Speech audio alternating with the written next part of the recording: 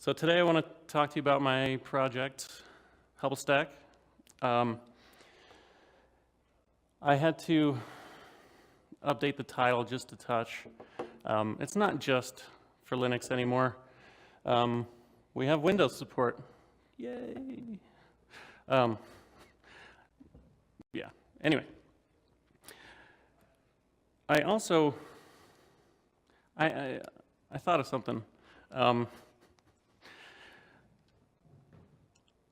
I don't know about you guys, but as more of an engineer, I'm not artistic, right? I can't draw very well. I'm not very creative, right?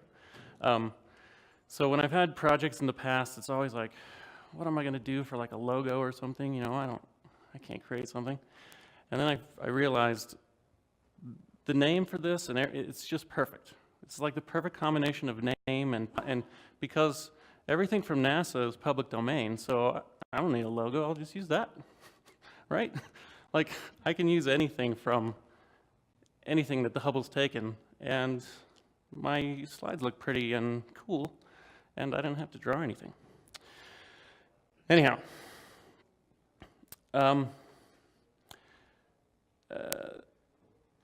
so as a way of introduction and just to give you an idea of what this is, Hubble is a modular, open source, security and auditing compliance framework. And I originally built it using the SaltStack framework. If you're familiar at all with SaltStack, you might think, well, is that just a config management tool, whatever?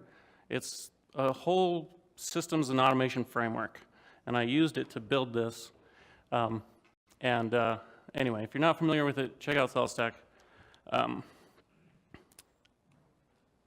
Okay, availability. If you want to get this and play with it and look at it, we have a couple of different versions available. Our latest release was just, what's that, about a week ago. We have packages for most of the major distributions. You can just install an RPM or a deb or whatever and you're done. And there's no dependencies. It's just a Hubblestack RPM, and you can start playing with it. As I mentioned, it was originally designed using the Salt framework, so it can just be a drop-in config addition to an existing Salt installation. So we also have a release for the Hubble Salt, and that was a little bit, well, just the end of last month, so not too long ago either. But that one, if you use SaltStack, you can just add a git fs remote, and you're done. And then, of course, as I said, for Windows, that's available too. These are all available at the, of course, at the GitHub releases page. Let me tell you a little bit about the history of the project and where it is now, where it's been along the way. It's been, I didn't realize it's been this long already, but it's been 2 years now since I first released the proof of concept of this. At Adobe, the security team was like, hey, you guys need to use this tool, and then security happens or something, I don't know. It's magic, right? And I just didn't really like that tool. So I told one of the managers, can you let us get rid of this if I make you something better? So I made him something better. Anyway, along the way, this first started about August 2015. I did it at a SALT meetup. I presented it at the Southern California Linux Expo and a SALT meetup, SALT conference last year, another SALT meetup, Scale again, Open West earlier this year, and then here we are now, and then next month, the same talk at SaltConf. So I've been tooting this horn for like 2 years now, promoting this tool. And it's actually been quite a big success. We're using it at Adobe in production on all of our systems, it is the defined standard. This is the security tool that Adobe uses for all of our business unit. We're probably close to or upwards of 100,000 nodes using it now. That's just us. I don't know. I don't have a good idea of who all else is using it, but it has been integrated into Salt's enterprise offering. So if you are a SaltStack enterprise customer, that basically essentially comes with Hubblestack. All right, so that's kind of the history and some of the development of it. Now let me tell you what it does, what the pieces are, and give you a demo of how it works. So when I first started building this, I sat down and I got all the requirements, which is, if you've ever been in development, never all the requirements. But there were enough that I could start putting together a framework of, all right, what tools do I need, or what kind of functionality do I need to be able to create in order to achieve these requirements, right? So I broke it down into 4 main pieces. And as I said, these are all modular. Each of these components has modules, different modules inside of it. So they kind of serve a general role or a purpose, but they can each be expanded to connect to different systems or do all kinds of different things. In any case, to continue, of course, with the name and the theme, all the components are named after, things in the universe that Hubble might find. So Nova is the first primary piece. This is the basic auditing engine. This is the piece that you say, I want to, oops, sorry, stop carrying that around. I want to audit the system and make sure that the config that I have is in place, or the security policy that we've defined is in place or not in place. So you can just create these different profiles for your systems, and then you audit against those profiles, and you get a result. And I'll demo that in a little bit, and we'll go into it a little bit more deeper in a minute. Now, the next piece is Pulsar. This is real-time file integrity monitoring, or what I would like to do with it is make it a little bit more generic and do simply real-time events. Right now, we look at file changes as events inside of a FIM kind of thing.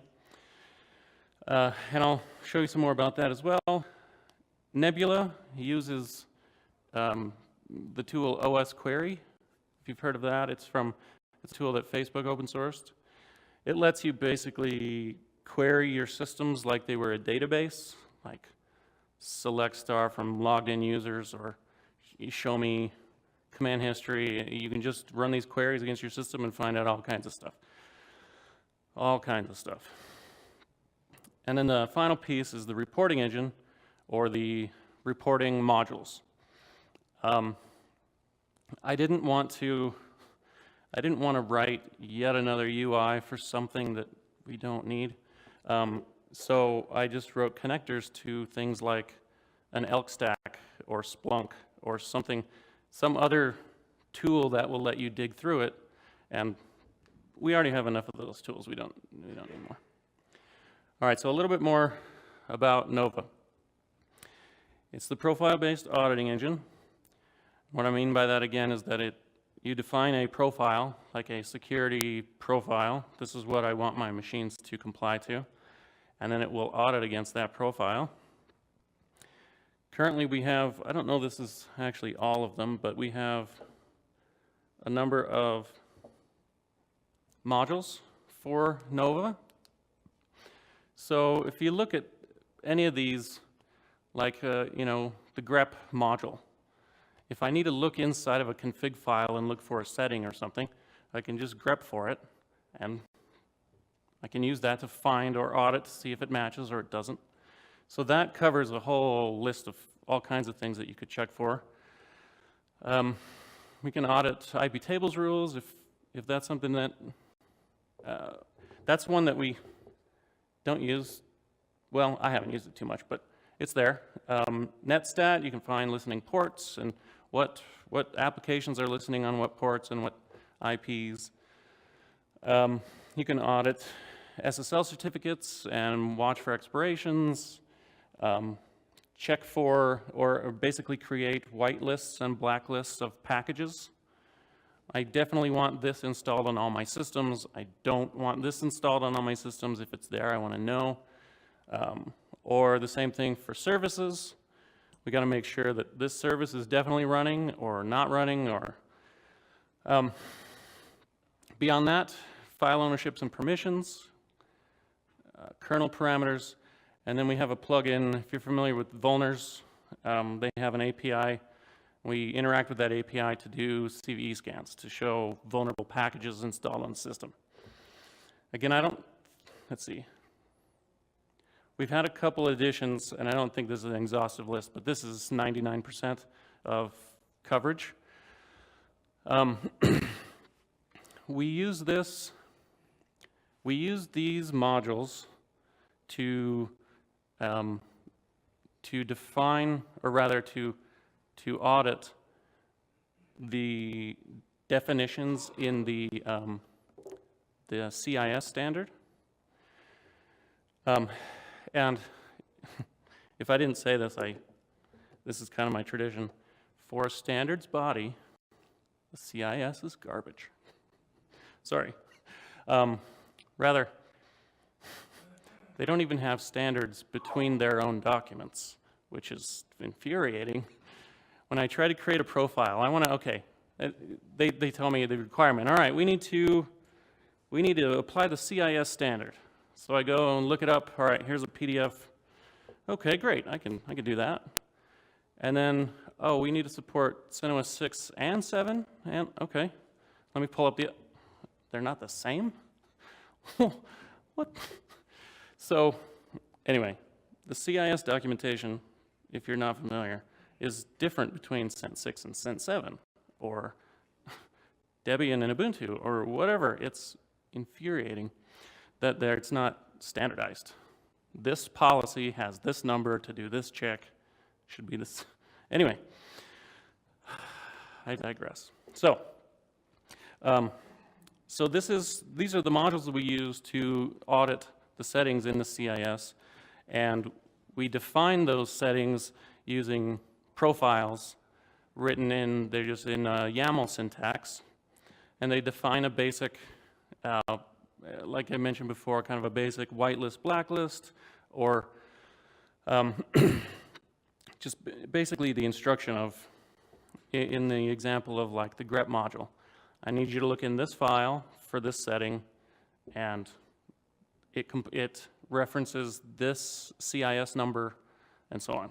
It's just a little profile of what it should be, and then the module it parses that profile data as its instruction to get a list of all the files it needs to scan and what it needs to look for in those files and so on. We have at least 25 profiles already included out of the box. So these profiles include, Cent 6, Cent 7, Red Hat, Debian, Ubuntu, Windows, all the distros that we've needed or that people have contributed support for are already in there. But you can customize them. They're easy to customize, and we expect you to customize them. I know a lot of people ask me when I do these, like, can I just use your tool to just fix it? Like, can I just run this and it'll just be like secure? Well, no, because I don't know what secure means to you. What is your policy? What are your requirements? My company's requirements are different than yours, or, my security requirements for my personal stuff may vary from what I think is required. So it depends on what your policy is. But we have the default base policies, and that's just basically what's in the CIS. And if we standardize on that CIS, then I can mostly tell you, I mean, if we define that that is the standard, then I can pretty much tell you where you have, shortcomings and where you're doing well. Now, I will show you a little bit more about Nova when I demo it here in a bit. But let me talk next about the Nebula component. Again, this requires the OSQuery tool that Facebook released. If you haven't used it, check it out. It's pretty cool. It's very, very simple syntax to query all kinds of stuff about your system. I know,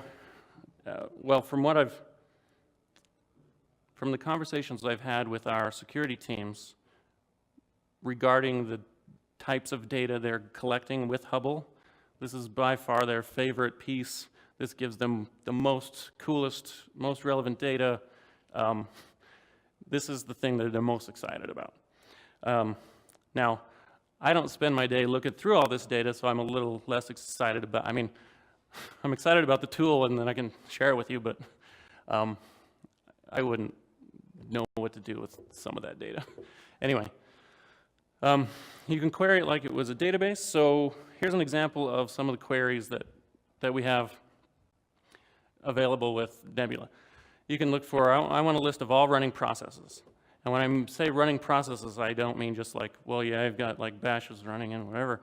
It's who's running it, what's the process ID, and who launched it, and is it bound to this or not, and is all the details, all the metadata about that running process is also included. Established outbound connections, listening processes, shell history, cron entries, login history, all this stuff. You can query so much detail about your systems using this piece. Now, again, and I'll get to it, you have to have a way to process all of this data because it is a lot of data, but it's also super useful data. Next piece I want to show you is Pulsar. This is the real-time file integrity monitoring. And again, I mentioned I want to make this a little bit more generic. I don't want it limited to just FIM. I want it to be the events system of Hubble. So I want a notification on Slack real time if someone logs into that box. That's what I want. That's the next step that I see for Pulsar. Or somebody, this service launches, I need to know about it. Just events that you want to look for or watch out for. Pulsar is the piece that would look for those in real time. One thing that I do with the Pulsar piece, a lot of people talk about CI/CD and immutable infrastructure, and it's just out there, and we never log in and do anything to it. Are you sure nobody's logging in and doing anything to it? When I was testing this, I would turn it on a system, and I connected it to a Slack channel, and somebody creates a file. It looks for create, modify, or delete events in files, and I would see it instantly in Slack. Somebody just changed that, or somebody changed this, right? It's a nice way to both watch for changes in files and do the whole kind of FIM thing, but also, again, with just more generic events, there's a lot of room for expansion here. Now, a couple of the details about the Pulsar piece. The directories that you want to monitor are configurable, so you can say, also there are exceptions that are supported. So I want to watch for any files changes in var, but not var log, because that's log files. That's going to constantly be events, right? So, and I also want to watch, user, lib, and whatever. You can define all the paths you want to watch, You can exclude different things. You can send those events when they happen to currently just any of these three, but it's super flexible to make more. If you say, I want this to go in my, I don't even know, somewhere else, you can make it go somewhere else. And the type of collected data is also configurable. So if you need to collect when a file event happens and you want the hash of that file, do you want it in SHA-512 or SHA-1 or whatever, you can configure those pieces and what kind of file information you want. Do you want to know the owner and the metadata about the file as well? So you can collect quite a bit and configure it to tweak it again.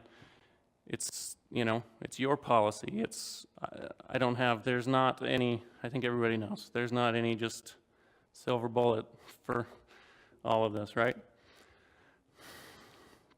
The other component is the Quasar.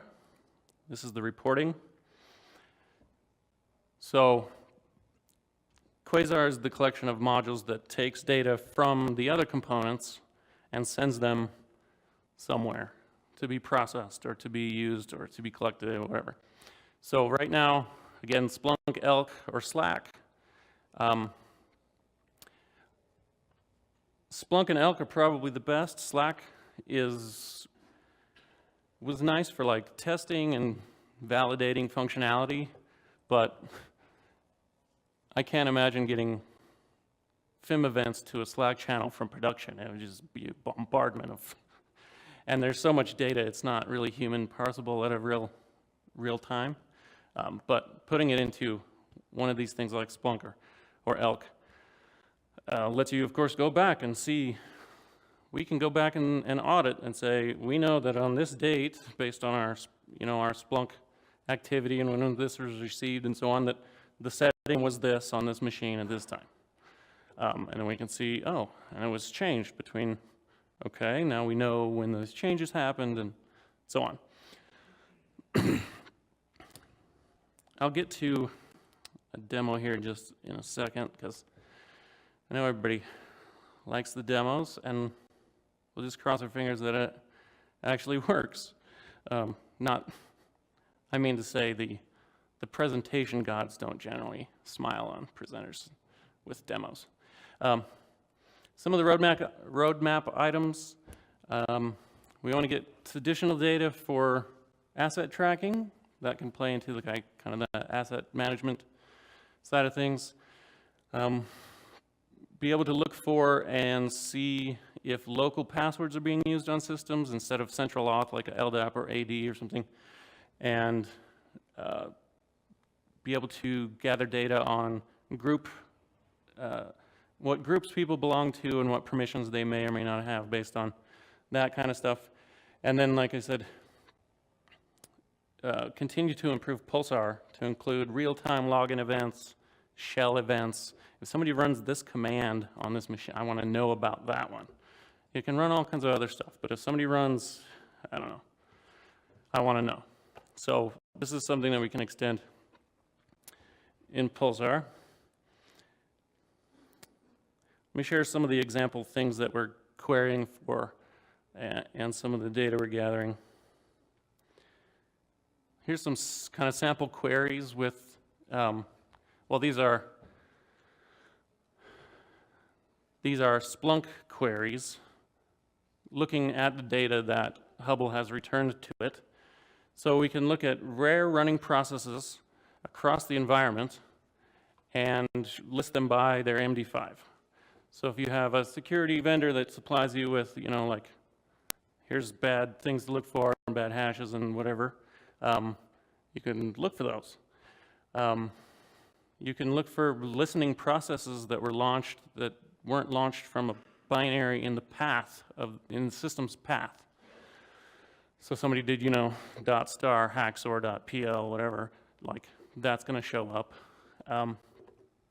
Listening processes by hash, and so again, there's lots of data, there's lots of stuff you can do with it. Let me show you some of these. Let's see. Let me see if I can do this without, if I can figure out the displays right.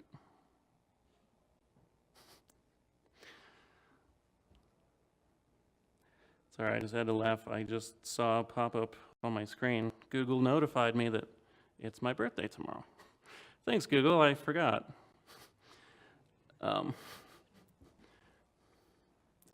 Okay, let me, all right.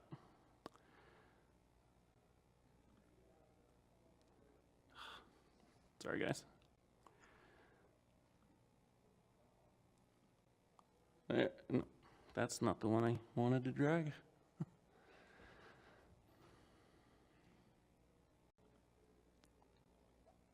Okay. Is that big enough?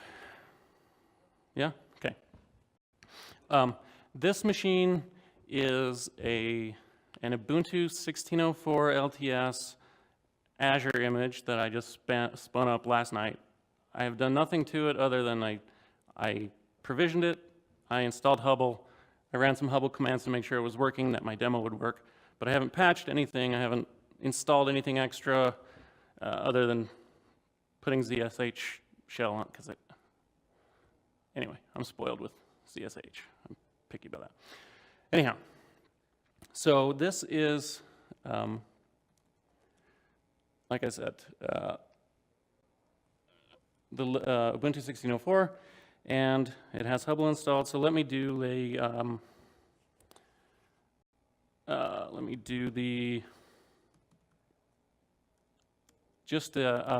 sorry, kind of lost my train of thought there for a second. I'm going to demo the Nova component. The Nova component will take the CIS profile for Ubuntu 16.04 and compare it to this 16.04 system and see where it succeeds or where it fails in those settings. And I can just do like that.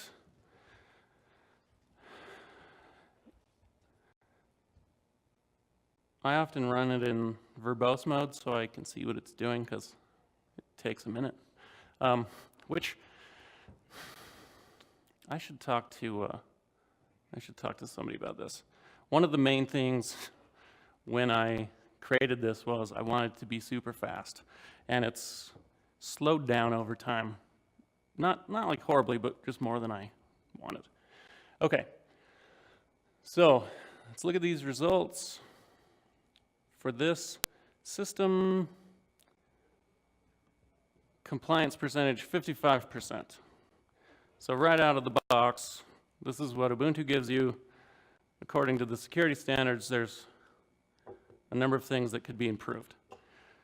So this output is separated, and the profiles reference these CIS dash something. This is what we refer to as the tag in the profile. You tag it with something meaningful that you can reference a policy or a document or whatever, and then it has the description of what that one is. Now, again, I have to point out, CIS 9.5, for example, halfway down, for restrict access to the SU command, may not be CIS 9.5 restrict access to the SU command on Debian 9 or CentOS 7. That number is going to be a different number, so it's infuriating because I have to create these profiles and update tags for each stupid one, and it's different every time, and I can't automate it. Anyhow, so this gives you a list of what you failed, shows you where you succeeded.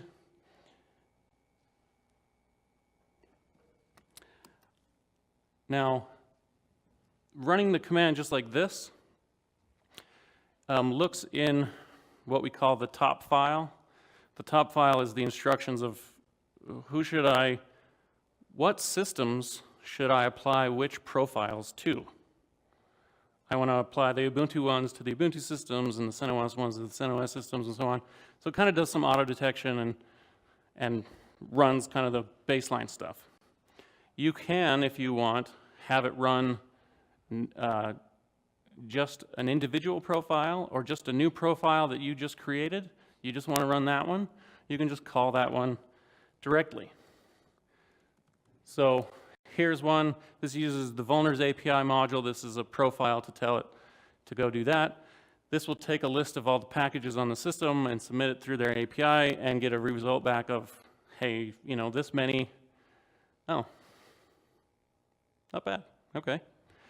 Usually there's a few, but this will give you your compliance based on you had 0 failures, so 100%, all your packages are secure. This functionality was not in my initial requirements list, but this capability to be able to audit your system against a known bad list of packages and versions is just built into FreeBSD, which is what I generally use. So I'm like, why doesn't Linux have this? Why don't I need this for my work systems.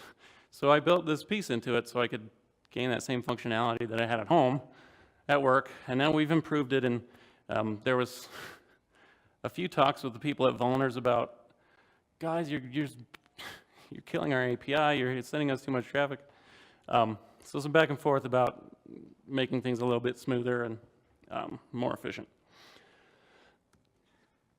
Okay, let me do this one, for example.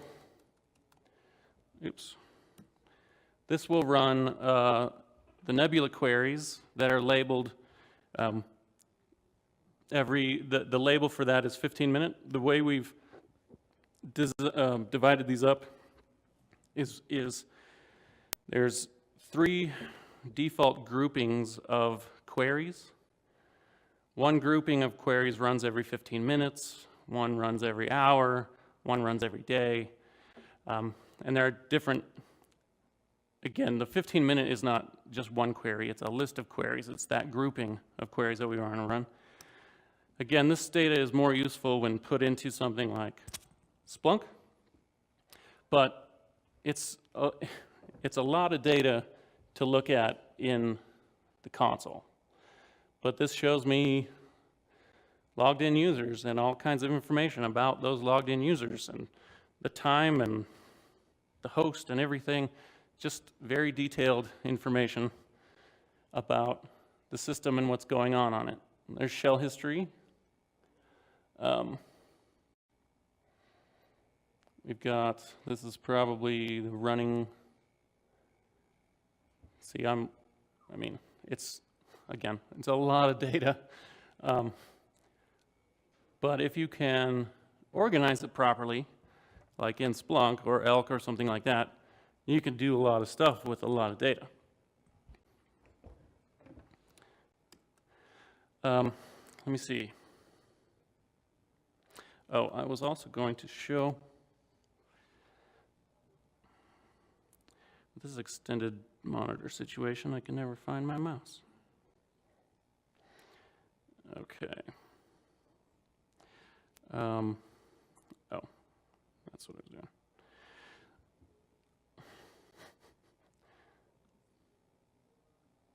Okay. So that's, again, those are a couple examples of the Nova component, the auditing component, the Nebula piece to query your systems. I don't have a demo set up for the Pulsar piece. That's just an event. So if I went and touched a file, it would tell me about it, right? Let me show you, just for a minute, what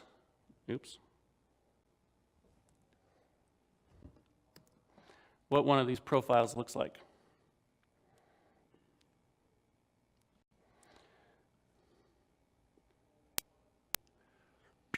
Okay. If we go to the Hubblestack page in GitHub, there are 3 repositories. The Hubble standalone, you just install an RPM and go. The Salt connector one, and the Hubblestack data. The Hubblestack data is where all the profiles are stored. So a cool design idea behind this is, let's not ship the definitions around to all the systems, because those definitions could be altered, or they could, you know, or we have to be able to keep them up to date and distribute those profile updates.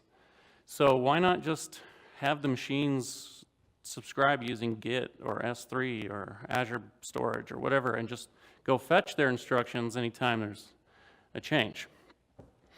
So if I come in here and we look at some of these Nova profiles, if we look at a CIS, so let's pick CIS CentOS 7. Now, I'm going to show you, this is 800 lines. Now, for the most part, all of these profiles will be roughly that long, but it would be really nice if I could just use the same copy for every distro, but I can't. So this does things like, okay, I'm defining that I want to use the grep module. This is within the blacklist section, and I give a unique ID to that check. I say I want you to look in this file, look for this pattern, corresponds with this tag and description, and go do that. And then it's just lots and lots and lots of those. It's not, I know it's not the most human readable thing in the world, but I also don't think it's terribly complex. There's a limited set of options, a limited set of definitions. The idea here is that maybe a security analyst or a compliance person or somebody could go in and edit one of these without a ton of technical knowledge, right? If they know the file you need to look for and the pattern you need to look for, they could extend this or they could customize it. So I wanted this to be, of course, as machine readable as I could, but also as human readable as I could, so that it wasn't just limited to the programmers that could write the definitions and profiles. Let's see, where is...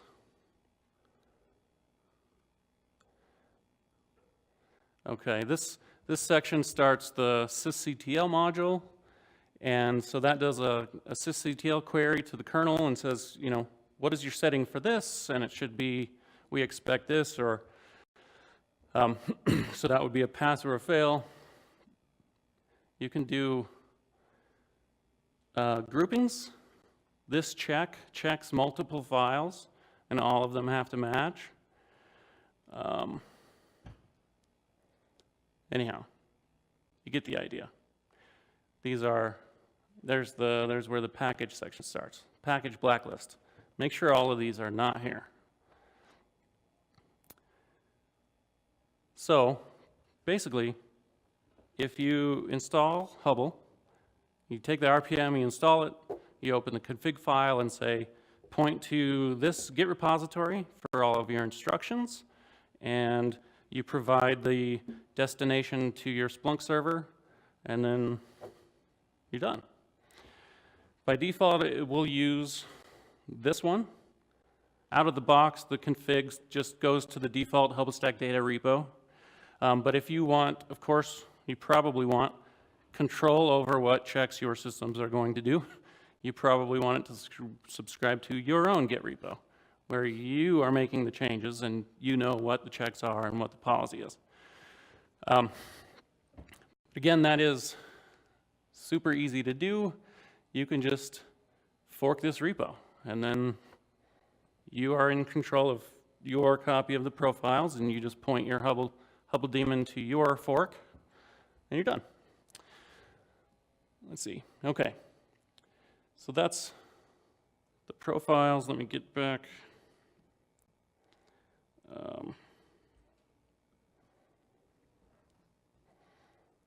Okay. And before I wrap up, I want to talk about our contributors and the people that are maintaining the project and working regularly on it. If any of you guys know these people, give them a high five, or, you know, tell them thanks for their hard work or whatever. The primary project maintainer, as far as the code goes, is Colton. I stole Colton from SaltStack so he could build this for me. So he's been great. He's done a super job. Chandler's on our security team. Gabriel's on our team in Romania. So, and I'd love to have any of you guys contribute. If you like this project, if you want to use it, if you find a bug in a profile, let us know. Hopefully you know how to use GitHub and submit an issue. We do it all on GitHub. It's all open source and available for everybody. We got some feedback about Hubble, which was really nice. Is Ryan here? Okay. Ryan has opinions. I'll just say that. He has opinions, and we have met his bar for, right? So I was excited about that. And Kevin laughs because he knows what I'm talking about. Anyway, now I'll have some time for questions. We have a pretty unmaintained Facebook page. There's usually updates on Twitter about new releases or something, and most of the talks end up on a YouTube page if you want to go look at the previous presentations or see what the earlier iterations of this looked like and stuff like that. So, any questions?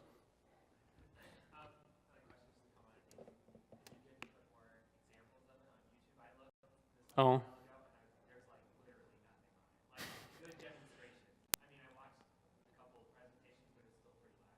Okay.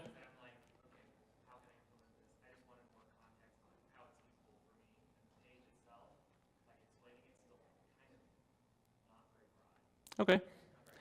Yeah, so his feedback was, show me more examples, show me how to use it. You want just like a screen share of just.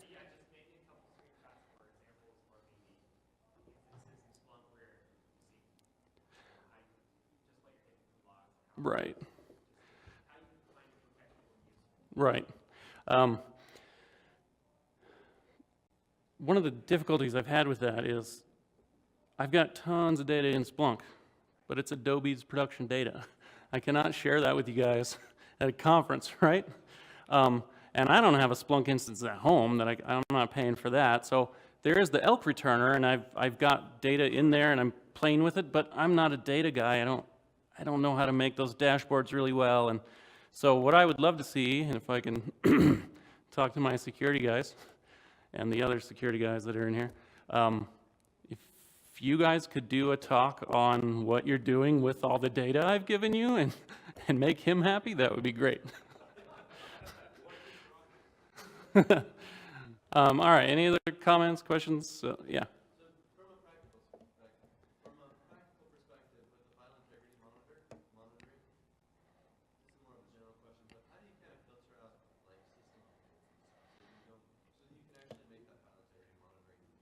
Right. So the question is regarding the file integrity monitoring and the file events. If you're going to do planned changes, you don't want to hear all the noise about your planned changes, right? So Pulsar has just a basic maintenance mode. You can just turn on maintenance. You can go apply your stuff and then flip it back on. That's one way to do it. If you're using the Salt connector one, Salt is aware. Salt is kind of aware of both of the pieces. And if it knows you're applying a state at the time, it won't forward those on. So there's a little bit of intelligence there. But for the standalone one, you could just go in and flip that config option and, just say, hey, don't worry about this for 10 minutes. You could also just maybe tweak the configs and say, don't watch this path for 20 minutes, and something like that. Anything else? All right. I know it's like a super sexy topic, compliance, right? So everybody's way excited and pumped. But thanks for coming. I'll be up here for a few if you want to chat or ask any other questions. Thanks.